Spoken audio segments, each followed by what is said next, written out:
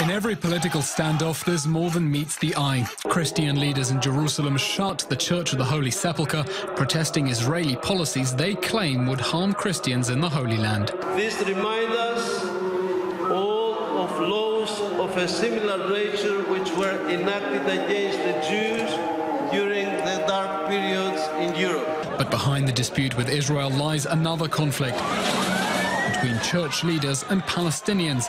Many are angry the Orthodox Church is selling land to Jews, and that's a crisis the Greek Patriarchate could be trying to defuse with an act of defiance against Israel. The Orthodox Church in Israel is selling land to mystery buyers in foreign tax havens at rock-bottom prices. That land has residential housing on century-long leases. The owners are panicking about possible eviction, so a bill in the Israeli parliament would allow the state to appropriate land that the church has already sold. The church calls it expropriation. I24 News asked the Greek Patriarchate why it is protesting about the fate of land it used to own and got this answer. The idea that the government would suddenly and unprecedentedly take away the rights of the churches to deal with their own lands and properties. This is unknown to us. Between the lines, the Orthodox Church is fuming because nobody will buy land that is certain to be appropriated by Israel, leaving the church out of pocket.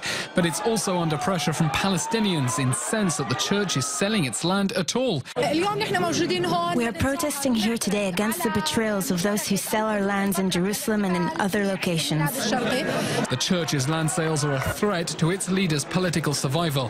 Theophilos' predecessor Irenaeus was deposed in 2005 over land sales to Jewish investors. The Orthodox Church's elite is Greek, but the clergy and worshippers are Palestinians.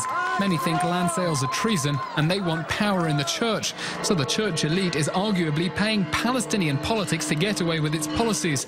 Christians in the Middle East have long had to express solidarity with Arab nationalism to avoid getting overwhelmed by the forces of Islamism.